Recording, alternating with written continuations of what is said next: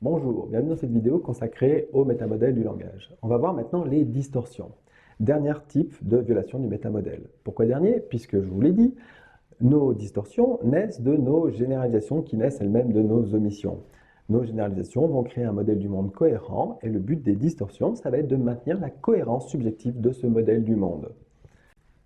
Le premier type de distorsion, c'est ce qu'on va appeler les présuppositions.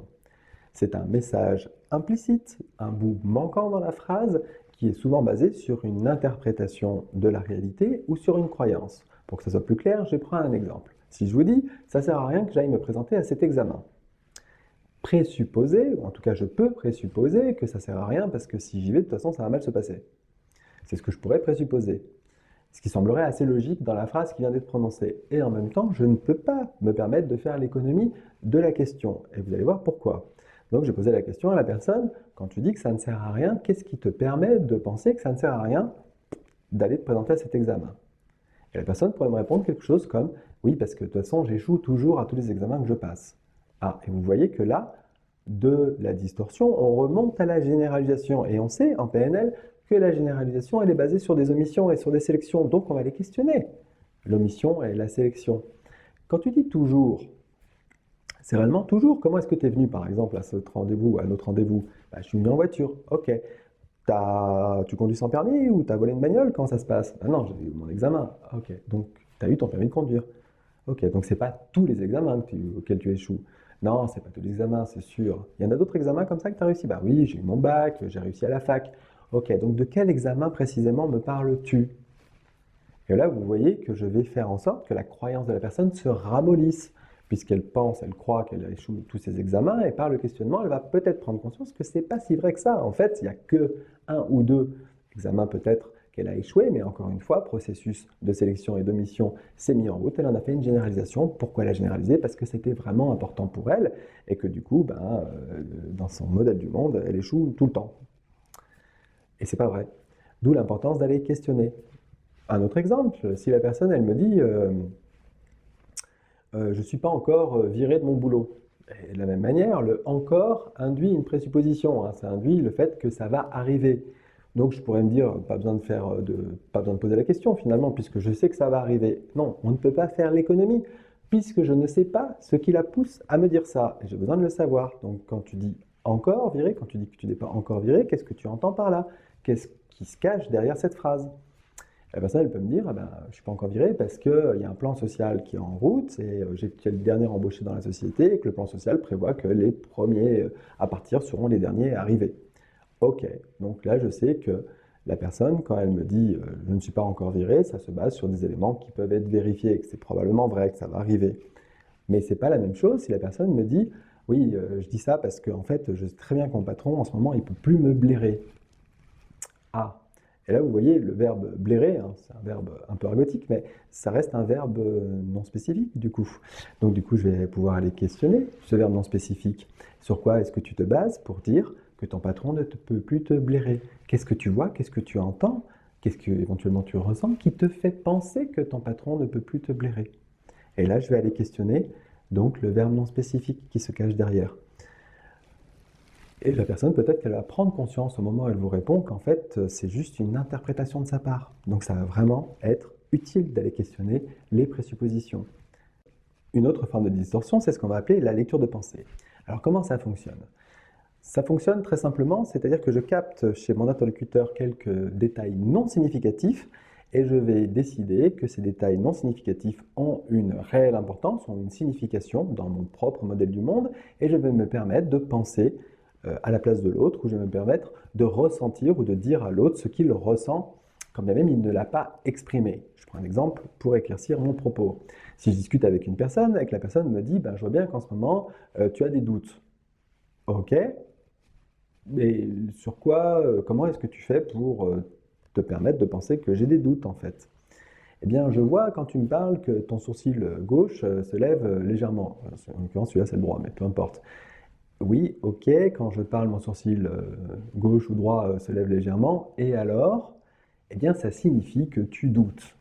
Pourquoi la personne vous dit ça? Parce que dans son modèle du monde, allez savoir pourquoi, elle a associé le levage de sourcil au doute. Ok. Mais ça reste son modèle du monde. Encore une fois, la lecture de pensée, c'est souvent synonyme d'une personne qui est trop en première position, qui est incapable d'aller en deuxième ou en troisième position. C'est-à-dire qu'elle est trop dans sa première position, elle est trop associée à son modèle du monde. Pour elle, lever sourcil, ça signifie le doute, point. Elle ne se pose même pas la question de savoir si chez son interlocuteur, c'est pas simplement un tic ou si simplement autre chose. Donc, elle fait donc de la lecture de pensée. Si la personne, elle vous dit « Je sais très bien ce que tu penses quand tu me regardes comme ça », ben ok, sur quoi tu te bases pour me dire ce que je pense? Eh bien, je sais très bien que quand les gens ils me regardent fixement comme ça, c'est qu'ils sont en train de me juger. Donc, toujours pareil, en quoi le fait qu'on te regarde fixement vient démontrer qu'on te juge? Quel lien tu fais entre le fait qu'on te regarde et le fait qu'on te juge? Ça, c'est une autre forme de distorsion qu'on verra juste après. Et là, je vais avoir besoin que la personne, elle m'explique ce qui se passe pour elle. Donc, dans la lecture de pensée, on va toujours questionner de la même manière. La première type de question qu'on va poser, c'est comment tu le sais? Sur quels éléments du VACOG tu te bases? Qu'est-ce que tu vois? Qu'est-ce que tu entends? Qu'est-ce que tu ressens qui te permet de penser à ma place? Qu'est-ce qui te permet de dire ce que je pense ou de dire ce que je ressens? Parce qu'en fait, tu n'en sais rien. Alors, c'est un peu différent. Si vous avez suffisamment d'éléments tangibles, vous avez calibré suffisamment bien la personne pour vous permettre de penser qu'effectivement elle est dans sa peur ou qu'elle est dans le doute. Mais ça, c'est une autre histoire. Ça signifie une observation répétée et continue de toujours les mêmes signes, associés aux mêmes problématiques ou aux mêmes effets. C'est ce qu'on appelle calibrer en PNL, et ça, ce n'est pas la lecture de pensée, c'est vraiment basé sur de l'observation, et ça n'a rien à voir. Vraiment, la lecture de pensée, c'est je prends quelques détails et j'en fais une généralité dans mon propre modèle du monde, et je colle mon modèle du monde à l'autre. Et je sais très bien ce que vous vous dites en regardant cette vidéo. Eh bien non, je ne sais pas, puisque je ne peux pas le savoir. Un troisième type de distorsion qu'on peut retrouver fréquemment, c'est ce qu'on va appeler les liens de cause à effet, un X qui entraîne un Y. Alors un lien de cause à effet, c'est une cause qui va entraîner un effet sans que l'on comprenne le cheminement logique qui entraîne l'effet dû à la cause. Je prends quelques exemples pour illustrer. Si je vous dis, aujourd'hui il pleut, donc on va passer une mauvaise journée. Donc on a une cause, il pleut, et un effet, on va passer une mauvaise journée. Mais quel est le lien que la personne fait entre les deux? J'ai besoin de le comprendre. Donc je vais lui poser la question, du lien. Quel lien fais-tu entre le fait de passer une bonne ou une mauvaise journée et le temps qu'il fait? Et là, la personne, elle peut vous répondre quelque chose comme tout le monde sait, généralisation, que les gens sont malheureux, lecture de pensée, quand il pleut. Vous voyez, et là j'ai des informations sur le modèle du monde de la personne, j'ai des informations sur ses croyances, j'ai des informations sur ses sélections, ses omissions, bref, j'obtiens des informations. Évidemment, je vais continuer à creuser par le questionnement ce genre de réponse. Mais ça pourrait être aussi quelque chose comme si je suis en retard à la sortie du boulot, je vais avoir des ennuis. Cause, être en retard, effet, avoir des ennuis. Donc, je vais dire quel est le lien que tu fais entre le fait d'être en retard et le fait d'avoir des ennuis. Eh ben, c'est très simple, si je suis en retard, je ne peux pas récupérer mon enfant à la crèche, et à la crèche, quand c'est l'heure de fermeture, ils amènent les enfants à la gendarmerie, et quand on va les chercher à la gendarmerie, en général, ça ne se passe pas super bien, parce que les gendarmes ne sont pas hyper heureux de devoir s'occuper des enfants. Effectivement, là, j'ai un lien de cause à effet qui est logique, en tout cas qui est justifié, et ce n'est pas lié à une interprétation de ma part, c'est factuel. Vous voyez, j'ai vraiment besoin de le comprendre. Donc vous voyez qu'aller questionner le lien va me permettre, moi en tant que coach, en tant que questionnant, de savoir quel est le cheminement logique de la personne, mais elle va aussi permettre à la personne de se rendre compte que parfois elle fait des liens de cause à effet qui sont basés sur uniquement de l'interprétation. Comme dans l'exemple précédent, quand je disais il pleut donc on va passer une mauvaise journée. C'est uniquement de l'interprétation, et donc ça va être intéressant pour la personne de prendre conscience de ça. Parce que comme ça, elle va pouvoir faire bouger finalement son modèle du monde et peut-être l'ouvrir à quelque chose de plus aidant. Enfin, dernier type de violation du métamodèle lié aux distorsions, c'est ce qu'on va appeler les équivalences complexes. Alors qu'est-ce que c'est que les équivalences complexes? C'est mettre sur le même pied d'égalité finalement deux propositions, une assez spécifique, voire non significative, et une beaucoup plus générale. Et les équivalences complexes, vous allez le voir, sont souvent liées à notre système de croyance, voire même quasiment tout le temps liées à notre système de croyance. Si je vous dis, il ne m'a pas offert de fleurs à la Saint-Valentin, donc il ne m'aime pas. Donc le fait qu'il ne m'ait pas offert de fleurs prouve qu'il ne m'aime pas. Et qu'est-ce que je vais faire? C'est que je vais questionner, je vais décrocher les wagons par le questionnement et faire prendre conscience qu'offrir des fleurs est une chose, et aimer ou pas une personne en est une autre, et je vais aller chercher des contre-exemples. C'est comme ça qu'on questionne les équivalences complexes. Dans ces cas-là, je vais faire ça comme ça. En quoi le fait qu'on vous offre des fleurs ou qu'on ne vous en offre pas vient prouver le fait qu'on vous aime ou qu'on ne vous aime pas. Et là, la personne elle va pouvoir me dire quelque chose comme, eh bien, quand on aime quelqu'un, on lui donne des marques d'attention. Ok, donc vous voyez que là, derrière cette équivalence complexe, se cache une généralisation. Hein. Quand on aime quelqu'un, on offre ou on donne des marques d'attention. Et je sais que derrière cette généralisation se cachent des omissions. Donc je vais aller chercher des contre-exemples. Est-ce qu'il vous arrive de temps en temps d'obtenir des marques d'attention de la part de votre compagne ou d'autres compagnons? La personne pourra me dire peut-être, ben oui, en fait, il fait la cuisine, il s'occupe des enfants, il m'offre des bijoux, etc., etc., etc. Et encore une fois, la personne, elle va peut-être prendre conscience, grâce au questionnement, qu'en fait, elle se focalise sur un élément, le fait qu'il lui a pas offert de fleurs, mais qu'elle omet tout le reste, qui vient lui prouver l'inverse. Donc, en questionnant, la personne va pouvoir peut-être remettre en question sa croyance qu'en fait, qu'elle n'est pas aimée par cette personne. Un autre exemple, ça pourrait être de dire il a bâillé pendant la réunion, ça prouve bien que ce que je dis n'est pas intéressant. Ok, mais en quoi le fait de bâiller prouve que ce que vous dites est intéressant ou pas? Je voudrais vraiment que vous m'expliquiez quel est le lien logique que vous faites entre les deux choses. Qu'est-ce qui justifie finalement le fait que vous pensez que vous n'êtes pas intéressant tout simplement parce qu'une personne a bâillé. Et là, en faisant ça, je vais décrocher les deux wagons. Je vais lui faire prendre conscience à la personne que ce sont deux choses différentes. Et la personne va peut-être me dire, mais enfin, quand on bâille, c'est qu'on s'ennuie. Et là, vous pouvez peut-être poser la question, est-ce que vous arrive, vous, de temps en temps, de bâiller, alors même que vous n'êtes pas ennuyé, simplement parce que vous êtes un peu fatigué? Ben si, ça m'arrive. Et vous voyez, là, encore une fois, je vais aller questionner les omissions. Donc, toujours le même processus, je décroche les wagons, après je vais retomber sur une croyance, hein, quand on bâille, c'est qu'on s'ennuie, et après je vais aller chercher les omissions et les sélections qui ont créé cette croyance-là. Encore une fois, pour ramollir la croyance, pour ramollir la distorsion et faire en sorte que la personne, elle se mette peut-être à percevoir les choses d'une autre manière. Il ne m'a pas dit bonjour ce matin, ça prouve bien qu'il me méprise. Ok, donc quel lien faites-vous entre le mépris que l'on peut recevoir ou que l'on peut ressentir pour quelqu'un et le fait qu'on lui dise bonjour ou pas? Mais enfin, quand on respecte quelqu'un, on lui dit bonjour. Ok, mais finalement, est-ce qu'il vous est déjà arrivé, vous, d'oublier de dire bonjour à quelqu'un simplement parce que vous étiez préoccupé? Bah oui, ça m'est déjà arrivé. C'est vrai que de temps en temps, quand je suis vraiment préoccupé, je peux avoir tendance à un peu zapper mes collègues. Et là, vous voyez toujours le même processus. Je décroche le wagon, je vais chercher des contre-exemples. Donc, je décroche le wagon, je vais chercher la généralisation peut-être qui se cache derrière, en tout cas la croyance qui se cache derrière. Hein, quand on respecte les gens, on leur dit bonjour. Et je vais aller chercher les omissions et les sélections qui ont généré cette croyance, toujours dans le même processus pour que la personne, elle se mette à ramollir finalement ses croyances, qu'elle se mette à avoir une autre perception de la situation. Et peut-être qu'après ça, la personne, elle pourra vous dire ah oui, en fait, c'est peut-être tout simplement que, en fait, ce matin-là, cette personne, elle était fatiguée. Ça n'a peut-être rien à voir avec le respect, en fait. Oui, ça pourrait être une explication.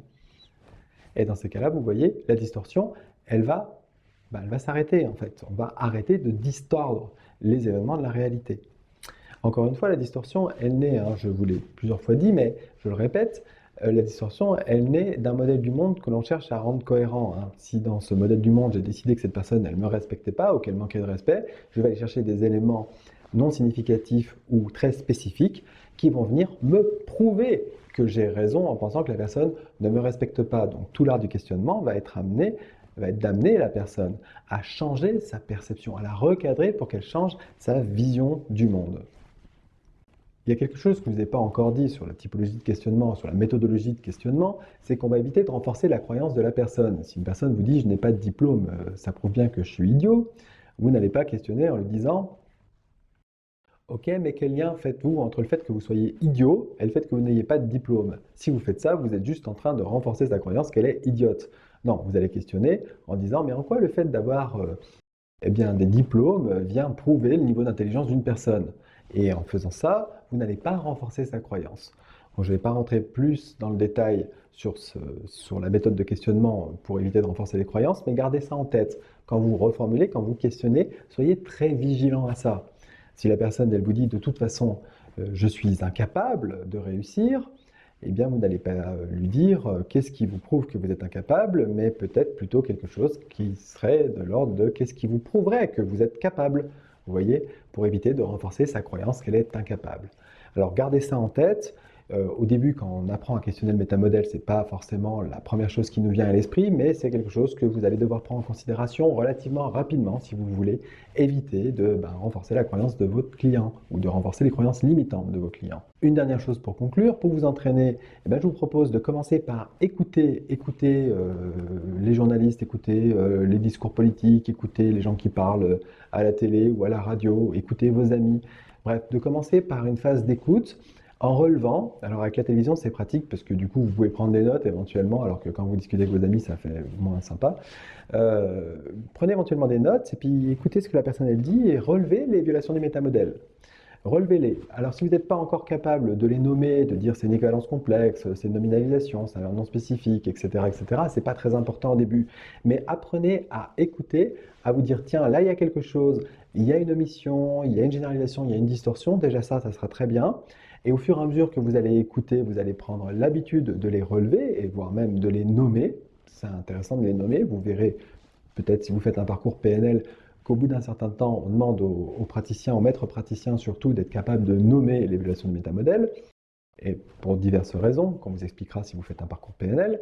Mais quoi qu'il en soit, rien que de vous entraîner à les repérer, ça sera déjà un bon premier pas. Une fois que vous serez bien habitué à repérer les violations de métamodèle, vous pourrez commencer à questionner vos amis par exemple, en sachant qu'il va falloir faire preuve de discernement. Puisque si je dis une phrase comme « on sait que le plus important dans la vie, c'est l'amour », vous noterez qu'il y a plusieurs violations du métamodèle dans la même phrase. On, c'est une suppression d'un texte de référence. Le plus important, c'est une suppression du comparatif. C'est plus important que qui, que quoi. L'amour, c'est une nominalisation. Et toute la phrase en elle-même est une origine perdue. Donc, vous n'allez pas pouvoir tout questionner à la fois. Donc, il va falloir choisir. Et en fait, il va falloir faire preuve de discernement dans le choix. Peut-être que là, moi, je commencerai par questionner en fait, la suppression de l'index de référence. Quand tu dis « on », de qui est-ce que tu parles précisément ? Pour que la personne elle prenne conscience qu'en fait, c'est simplement d'elle dont elle parle et que c'est simplement son modèle du monde. Et qu'elle fait une généralisation peut-être pour se sentir, je ne sais pas, moins seule à penser ça. Je ne sais pas. Bref, vous l'avez compris. Vous entraînez d'abord à écouter, ensuite vous entraînez à poser quelques questions, puis après vous entraînez à discerner quelles pourraient être les questions les plus pertinentes dans tel ou tel contexte.